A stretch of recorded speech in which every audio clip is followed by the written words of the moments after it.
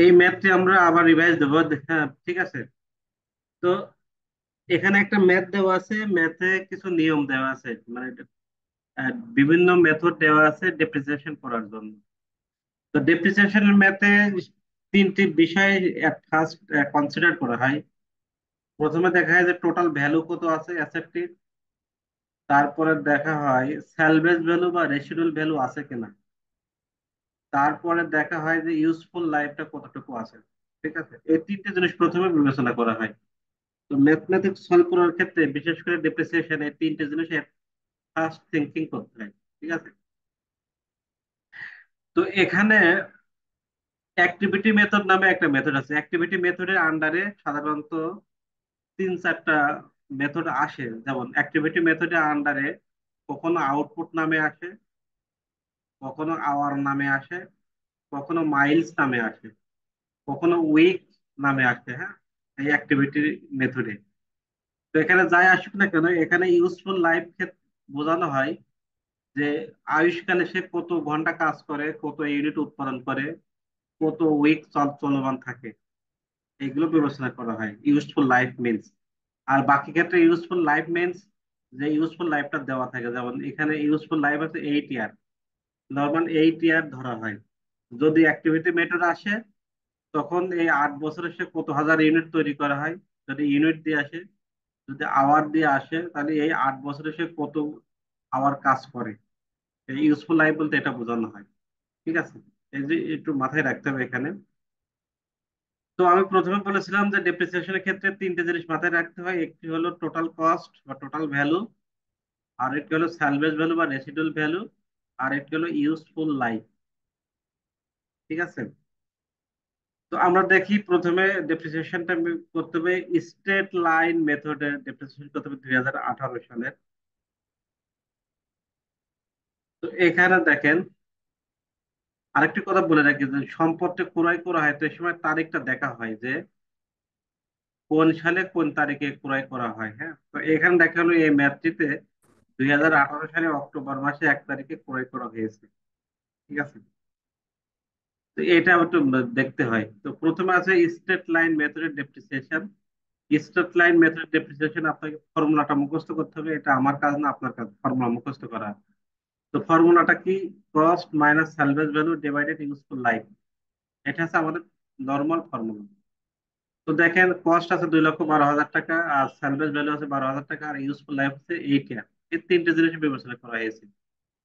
তো আমাদের অবশ্যই সাধারণত এইভাবেই এই ফর্মুলার মাধ্যমে অবশ্যই সার্চ করা হয়। তারপর দেখা হয় সম্পদটা আমরা ক্রয় করেছিলাম কোন তারিখে। অক্টোবর মাসে ক্রয় করেছিলাম, অক্টোবর মাসের 1 তারিখে। তাহলে আমাদের অবশ্যই কাটতে হবে পরবর্তী যে মাসগুলো থাকে তার উপরে। পরবর্তী মাস কোনগুলি আছে? অক্টোবর, নভেম্বর, ডিসেম্বর, 3 মাস। তাহলে 3 দ্বারা গুণ, 12 দ্বারা ভাগ। 12 দ্বারা ভাগ দিলে প্রত্যেক মাসের অবশ্যই বের হয়। আর 3 দ্বারা গুণ করলে 3 মাসের অবশ্যই বের হয় 6,250 টাকা। এটি ছিল 2018 সালের অবচয়। ঠিক আছে। অবচয় সাধারণত অবশিষ্ট মাস বা বছরের উপর অবচয় করা হয় যদি কোনো কিছু বলা না থাকে। ঠিক আছে, কোনো কিছু বলা না থাকলে আমাদের ফুল বছর, ফুল ইয়ার বা সম্পূর্ণ বছরের অবচয় ধার্য করা হয়। আর যদি নির্দিষ্ট কোনো ডেট দেওয়া থাকে তাহলে আমাদের ওই যে ডেটটা দেওয়া থাকে তার পরবর্তী সময়ের জন্য অবশ্যই চার্জ করা হয়। এটা মাথায় রাখতে হবে। যেমন এখানে অক্টোবর মাসের 1 তারিখে ক্রয় করা হয়েছে, মানে অক্টোবর 1 থেকে পরবর্তী কত মাস থেকে? 3 মাস, অক্টোবর, নভেম্বর, ডিসেম্বর। ঠিক আছে, কারণ অ্যাকাউন্টিং এন্ডিং পিরিয়ড হয় ডিসেম্বর সাধারণত। তো এটা ছিল স্ট্রেট লাইন মেথডের ডেপ্রিসিয়েশনটা, ভেরি সিম্পল। ফর্মুলা ইউজ করলে আপনারা পারবেন। তারপর আছে অ্যাক্টিভিটি লেভেল মেথডটা কি, দেখেন অ্যাক্টিভিটি মেথড লেভেলে আবার এখানে বিভিন্ন অপশন থাকে। যেমন অ্যাক্টিভিটি মেথডে এখানে অপশন আছে আউটপুট। আউটপুট মানে কতটুকু সে পণ্য দ্রব্য উৎপাদন করেছে, কতটুকু ডিভাইস উৎপাদন করেছে 2018 সালে। তো এখানে দেখেন cost minus salvage value divided useful life, এই তিনটি প্রত্যেকটা মেথডে ব্যবস্থা করা হয়। কস্ট আছে 2,12,000 টাকা, স্যালভেজ ভ্যালু বা রেসিডুয়াল ভ্যালু আছে 12,000 টাকা মাইনাস, আর ইউজফুল লাইফ 8 ইয়ার ছিল। এখানে আমরা 8 ইয়ার দিয়েছি। এখানে দেখেন 8 ইয়ার দিলে হবে না, এখানে আউটপুট, তাহলে 8 বছরে সে কত হাজার আউটপুট উৎপাদন করতে পারে? 40,000। 8 বছরে সে 40,000 আউটপুট বা পণ্য, 40,000 প্রোডাকশন করতে পারে। আর 2018 সালের জন্য কত হাজার? 1,000। 2018 সালের জন্য 1,000। তো এখানে দেওয়া আছে, দেখেন অঙ্কটা মেন অঙ্কই। 40,000 ইউনিট উৎপাদন করে 2000, তো 8 বছরের লাইফে। আর 2018 সালের জন্য সে 1,000 ইউনিট উৎপাদন করে। ঠিক আছে। অনেকে আছে ইউনিট এবং আওয়ারটা মানে মিক্সড করে ফেলে, তাহলে অঙ্ক হবে না। ঠিক আছে। তো এটা ছিল অ্যাক্টিভেটেড মেথডে ইউনিট বা আউটপুট। আর ডেপ্রিসিয়েশন অ্যাক্টিভিটি মেথডের এটা হচ্ছে আওয়ার দিয়ে। Same cost minus salvage value divided useful life. 2,12,000 হচ্ছে তার কস্ট, আর ইউজ স্যালভেজ ভ্যালু বা রেসিডুয়াল ভ্যালু আছে 12,000। আর 8 বছর লাইফে যে কত ঘন্টা কাজ করতে পারে, 20,000 ঘন্টা কাজ করতে পারে। আর 2018 সালে যে 525 আওয়ার কাজ করেছিল। তো এখানে টোটাল এসেছে 5,250। Very simple, don't worry. ঠিক আছে, এই পর্যন্ত কারো কোনো প্রশ্ন আছে কিনা? Have you any question till about this? Sir ওই 1,000টা কেন হইলো স্যার একটু বলবেন? কোন 1,000? এই 1,000, জি স্যার। দুই এটা হাজার আঠারো 2018 সালে সে 1,000 ইউনিট উৎপাদন করেছে, এখানে বলা আছে দেখেন। During 2018 George use the engine 550 hour. যখন আওয়ার দিয়ে করবো আওয়ারটা নিব, আর যখন আমরা ইউনিট নিয়ে করব তখন আমরা ইউনিটটা নিব। তাহলে 2018 সালে 1,000 ইউনিট তারা উৎপাদন করেছে, প্রডিউস 1,000 ইউনিট। ঠিক আছে, এর জন্য 1,000। আর এই মেশিনটি 8 বছর লাইফে 40,000 ইউনিট তারা উৎপাদন করেছে, এজন্য 40,000 দা ভাগ আর 1,000 দিয়ে গুণ। ঠিক আছে। Any option, any question?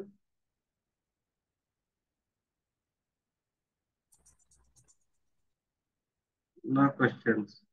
ওকে। যদি কোয়েশ্চেন না থাকে আমরা পরবর্তী, আমরা এখান থেকে স্ট্রেট লাইন ডেপ্রিসিয়েশন মেথড, আর অ্যাক্টিভিটি মেথড, আর ডবল ডিক্লাইনিং ব্যালেন্স মেথড, এই 3টা মেথডে আমরা অঙ্কটা সলভ করবো। ঠিক আছে, sum of the year digit আমাদের দরকার না, আমরা বেসিক গুলো জানার চেষ্টা করবো। ওকে। দেখেন ডবল ডিক্লাইনিং ব্যালেন্স মেথড অবশ্যই এটা। ডবল ডিক্লাইনিং ব্যালেন্স মেথডে আপনাদের ফার্স্ট রেটটা বের করতে হবে। রেটটা বের করার ফর্মুলা কি? 1/n × 2 × 100। পার্সেন্টেজ বের করার জন্য 100 দ্বারা গুণ করা হয়, আর ডবল এই জন্য 2 দ্বারা গুণ। আর অ্যাকচুয়াল সূত্র 1/n। 1/n, n is equal to useful life. তাহলে এই পণ্যটি, এই ডিভাইস বা অ্যাসেটটি ইউজফুল লাইফ হচ্ছে 8 ইয়ার। তাহলে 1 কে 8 দ্বারা ভাগ দিলে 12.5, 2 দ্বারা গুণ করলে 25, আর 100 গুণ মানে পার্সেন্টেজ, তাহলে 25%। ডবল ডিক্লারিং ব্যালেন্স মেথডে প্রথমে বিবেচনা করতে হবে পার্সেন্টেজটা বের করা, রেটটা বের করা, ডেপ্রিসিয়েশন রেট। তো এখানে আমরা রেটটা বের করা ফর্মুলা কি? Rate is equal to 1/n × 100 × 2 × 100। তো এই অঙ্কটাতে আমাদের ইউজফুল লাইফ ছিল 8। 8, 8 দ্বারা ভাগ করতে হবে 1 কে, আবার 2 দ্বারা গুণ, 100 দ্বারা গুণ, তাহলে 25% হয়। ঠিক আছে। তারপরে আমাদের অবশ্যই চার্জ করতে হবে। দেখেন 2018 সালে স্যার এখানে এনটা কি sir? N into 1/n। Useful life. Useful life, useful life. ঠিক আছে। জি স্যার। ওকে। তো আমাদের অবশ্যই এটা বের করেছে এখানে 25%। আমাদের অবশ্যই চার্জ করতে বলা হয়েছে 2021 সালে, অবশ্যই চার্জ করতে বলা হয়েছে। তাহলে আমরা এই মেশিনটি ক্রয় করেছিলাম কত সালে, কোন তারিখে বা কত সালে? একজন বলেন তো।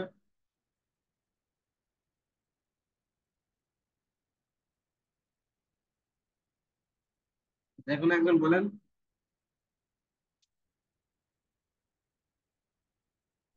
18 সালে। 18 সাল, 18 সালে অক্টোবর মাসে। 18 সালে পহেলা অক্টোবর। 1 October, 1 October. ঠিক আছে, তাহলে আমাদের কি অবস্থায় বের করতে হবে? 18 সালের অবস্থায় বের করতে হবে, তাই না? জি পয়লা স্যার। অক্টোবরের। দেখেন তাহলে আমাদের এই অ্যাসেটের মূল্য ছিল 2,12,000। এখানে দেখেন অন্য যে মেথড গুলো আমরা দেখে এসেছি, স্যালভেজ ভ্যালু বা রেসিডুয়াল ভ্যালু মাইনাস করেছি, এখানে কেন করিনি বলেন তো একজন?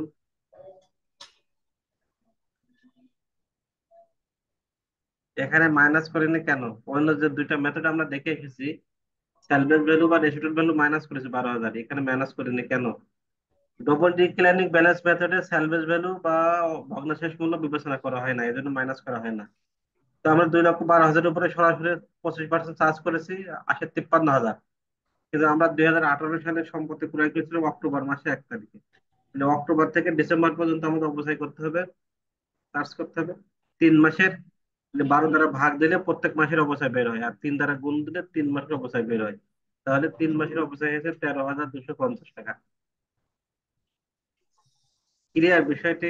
Have you any question or not? I think no question. তারপর দেখো আমাদের টার্গেট 21 সালে অবস্থায় বের করা, তাহলে আমরা 2018 সালে অবস্থায় বের করলাম। এখন দেখো 2019 সালে 2,12,000 মাইনাস আগের বছর অবস্থা ছিল কত? অবস্থা মানে কি ওটা একটু আমরা 13,250, তাহলে আগের বছর অবস্থাটা আমরা মাইনাস করেছি, মাইনাস করে 25% চার্জ করেছি। 25% চার্জ করলে আমাদের টাকা এসেছে 49,688। তাহলে 2019 সালে ছয় 49,688 আমাদের অবস্থায় ফুল বছরে, কারণ 19 সালে তার ভাঙতি বছর নাই, ফুল বছর। ঠিক আছে। তারপরে দেখেন 2020 সালে অবস্থায় 2,12,000 মাইনাস 13,250, 18 সালের অবস্থায় মাইনাস করেছি। তারপরে 2019 সালের অবস্থায় আছে 49,868, মাইনাস করে 25% চার্জ করেছি। তাহলে আমাদের টাকা এসেছে 37,266 টাকা পূর্ণ বছরের অবস্থায়, কারণ 20 সালের পূর্ণ বছর, কোনো ভাঙতি বছর নাই। তারপর দেখেন 21 সালে, তারপর আমাদের 21 সালে দেখেন 21 সালের অবস্থায়, তাহলে পূর্ববর্তী বছরের অবস্থায় এগুলো মাইনাস করে আসতে হবে। 2,12,000 অরিজিনাল প্রাইস, 2018 সালে 13,250, 19 সালে 49,688, 20 সালে 37,266। তারপরে আমাদের 25% চার্জ করলে আসবে কত? 27,949 টাকা। এটা হচ্ছে 2021 সালে। তাহলে 2021 সালে আমাদের অবস্থায় কত? 27,949। ঠিক আছে,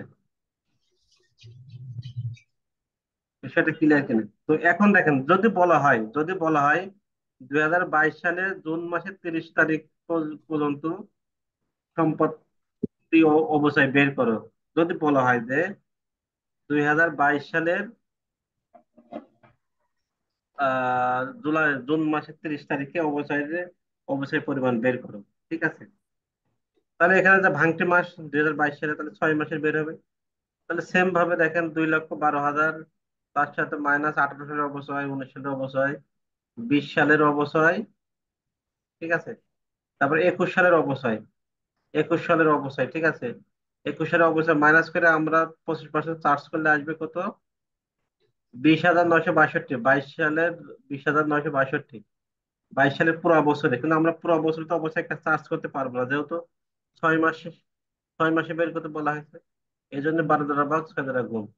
তাহলে আমাদের 22 সালের জুন মাসের পরে আমাদের অবস্থায় আসবে 10,481 টাকা। বিষয়টা ক্লিয়ার কিনা?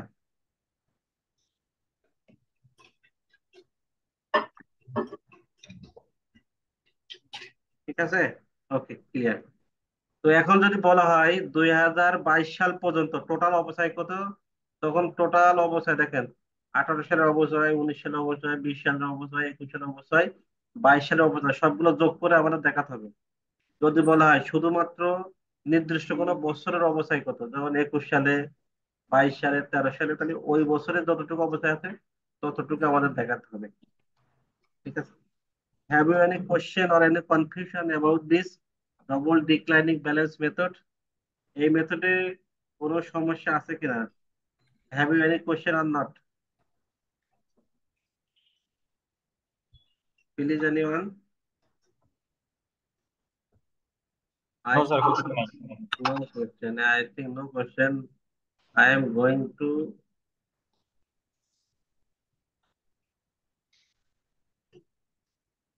another option. Basically, today our lecture is make or buy decision. Make or buy decision. New chapter, okay. And before I just revise class. Before class revise, and now a new class. Make or buy decision. Make or buy decision actually কোনো বিষয়কে বা কোনো device, মনে করেন আপনার একটা automobile বা একটা রোবট বা একটি ইঞ্জিন, এটা আপনি তৈরি করবেন না আপনি ক্রয় করে নিয়ে আসবেন। সেক্ষেত্রে আপনার যে যেভাবে হোক না কেন আপনি আপনার সুবিধা যেটা সেটাই আপনি করবেন। যদি ক্রয় করলে আপনার সুবিধা হয় তাহলে আপনি ক্রয় করবেন, যদি বাই করলে আপনার সুবিধা হয় তাহলে বাই করবেন। তো এই ক্ষেত্রে আমাদের মেক করলে বা তৈরি করলে আপনার সুবিধা হবে কিনা হবে আপনি বুঝবেন কিভাবে? আপনার ক্যালকুলেশন কোথায় যে মেক করলে আমাদের কোন কোন খরচগুলো বিবেচনা করা হয় সেগুলো আপনি যোগ করবেন। আর যদি বাই করেন তাহলে বাই করলে আমাদের কোন কোন খরচগুলো যোগ করতে হবে তাহলে যোগ করবেন বা ওই খরচগুলো বিবেচনা করবেন। এই দুইটা খরচকে কম্পেয়ার করা হয়, যেটা আপনার সুবিধাজনক সেইটাই আপনার গ্রহণ করতে হয়। এটা হচ্ছে মেক অর বাই ডিসিশন। ঠিক আছে, concept make or buy decision এই কনসেপ্ট হচ্ছে এই মূলত যে বিবেচনা করা হয় যে কোনটা আপনার জন্য ভালো, মেক করার আপনার জন্য সুবিধাজনক বা বাই করলে আপনার জন্য সুবিধাজনক। এই দুইটা আপনার সিদ্ধান্ত নিতে হবে। ঠিক আছে, তো মেক অর বাই ডিসিশনের কিছু জিনিস আমাদের মাথায় রাখতে হবে, যেমন রিলেভেন্ট কস্ট। রিলেভেন্ট কস্টটা কি?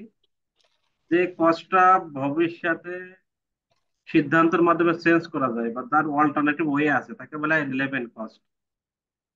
আর ইরিলেভেন্ট কস্ট কোনগুলি? যে কস্ট গুলি ভবিষ্যতে বিশেষ সিদ্ধান্তের মাধ্যমে চেঞ্জ করা যায় না তাকে বলা হয় ইরিলেভেন্ট কস্ট। ঠিক আছে, রিলেভেন্ট এবং ইরিলেভেন্ট। যেমন ইরিলেভেন্ট কস্ট কেমন হতে পারে দেখেন, যেমন আপনি ঢাকা থেকে চট্টগ্রামে আপনি ফ্লাইটে যাবেন, আপনার ফ্লাইট চালু করবেন। তো সেখানে দেখা গেলো একজন দুজন যাত্রী আপনার যায় নাই বা সঠিক সময় উপস্থিত হতে পারে নাই, এই জন্য আপনি ফ্লাইটটা তো ক্যান্সেল করতে পারেন না। এটা ফ্লাইটটা ক্যান্সেল করতে পারেন না, এটা হচ্ছে আপনার কি ইরিলেভেন্ট কস্ট। ঠিক আছে, আর রিলেভেন্ট কস্ট কেমন হতে পারে? যেমন দেখেন, মনে করেন আপনি একটা কোম্পানিতে বিভিন্ন প্রোডাক্ট তৈরি হয়, তো কোন একটা প্রোডাক্ট আপনার বন্ধ হয়ে গেল, তাহলে ওই প্রোডাক্টের সাথে জড়িত যে খরচগুলো থাকে যেমন সুপারভাইজার ওয়ার্কার, তারা তো আর খরচ দেওয়ার প্রয়োজন হয় না, তারাও বন্ধ হয়ে যায়। ঠিক আছে, এই জন্য স্পেশাল সিদ্ধান্ত মাধ্যমে এই খরচগুলো বন্ধ করা যায়, এগুলো হয় রিলেভেন্ট কস্ট। ঠিক আছে, দরজা লাগাও। ওকে। এই দরজা লাগাও। স্পেশাল হাদিস পড়ো, হাদিস। স্পেশাল অর্ডার, দেখেন স্পেশাল অর্ডারটা কি? বিশেষ যে প্যাকেজ হয় বা বিশেষ যে অফার দেওয়া হয় ওয়ান টাইমের জন্য, এই বিশেষ অফারটাকে বলা হয় স্পেশাল প্যাকেজ বা অর্ডার। হ্যাঁ, ওয়ান টাইম করা হয় এটা সাধারণত। আরেকটি আছে দেখেন, all fixed cost are irrelevant, do we agree? সকল স্থায়ী খরচ অপ্রাসঙ্গিক, এর সাথে একমত না দ্বিমত? দ্বিমত অবশ্যই। সকল ফিক্সড কস্ট ইররিলেভেন্ট নয়, কিছু ফিক্সড কস্ট আছে যেগুলো বিশেষ সিদ্ধান্ত মাধ্যমে চেঞ্জ চেঞ্জ করা যায়। ঠিক আছে,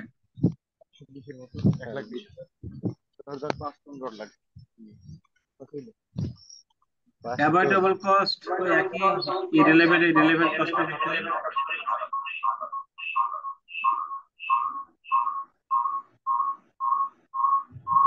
স্যার সাউন্ড আসে, মিউট করে দেন।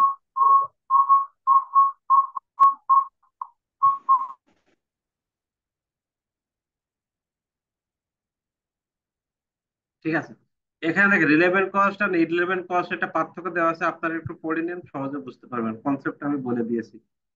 ঠিক আছে, okay. Cost of making or buy, making or buy এর ক্ষেত্রে কোন বিষয়গুলো দেখা হয় সাধারণত? যদি আমরা কোনো মেক করি, কোন ডিভাইস যদি আমরা তৈরি করি, সেক্ষেত্রে সাধারণত production, extra labour monitoring, storage, waste disposal, এইগুলো আমরা বিবেচনা করি। যদি আমরা বাই করি তাহলে কোন বিষয়গুলো বিবেচনা করি? Purchase price, sell tax, shipping, storage, order, এইগুলো আমরা বিবেচনা করি।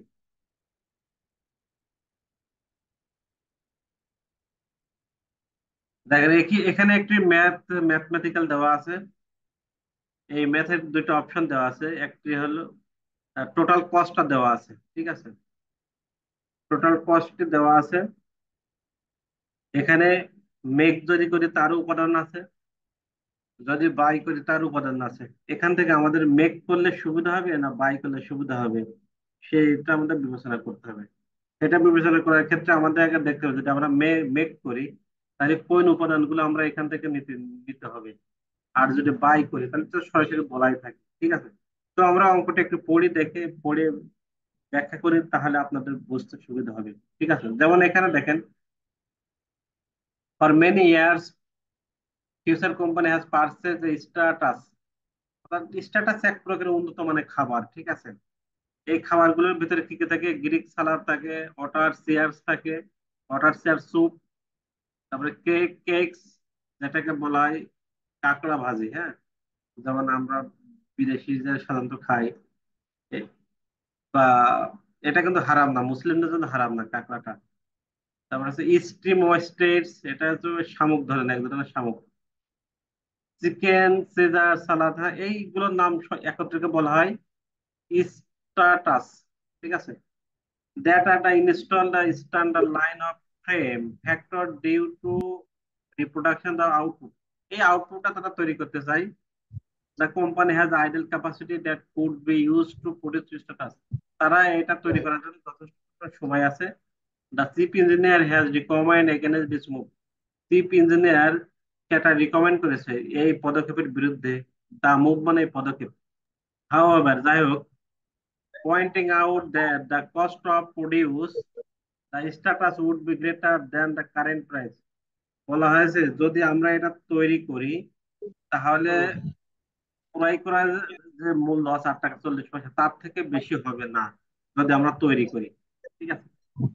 তো এখানে কিছু উপাদান দেওয়া আছে, দেখেন, যদি আমরা ক্রয় করি তাহলে আমাদের খরচ হবে 8 টাকা 40 পয়সা যদি আমরা ক্রয় করি। তাহলে যদি আমরা তৈরি করি তাহলে এই 8 টাকা 40 পয়সার বেশি হবে না। দেখি এখানে আমাদের যেমন ডাইরেক্ট ম্যাটেরিয়াল, সেটা তো তৈরি করার ক্ষেত্রে প্রয়োজন হয় ম্যাটেরিয়াল। ডাইরেক্ট লেবার, কোনো কিছু তৈরি করার ক্ষেত্রে লেবার প্রয়োজন হয়। সুপারভিশন, তদারকি করার ক্ষেত্রে, কোনো কিছু তৈরি করার ক্ষেত্রে সুপারভিশন করা হয়। ডেপ্রিসিয়েশন, তৈরি করার সাথে জড়িত নয় ডেপ্রিসিয়েশন, ঠিক আছে। ভেরিয়েবল ম্যানুফ্যাকচারিং ওভারহেড, এটা কিন্তু আবার তৈরি করার ক্ষেত্রে জড়িত থাকে। যদি আমরা কোনো কিছু তৈরি করতে চাই তাহলে আমাদের ভেরিয়েবল ম্যানুফ্যাকচারিং ওভারহেডটা প্রয়োজন হয়। রেন্ট, রেন্টটা কিন্তু তৈরি করার সাথে জড়িত নয়।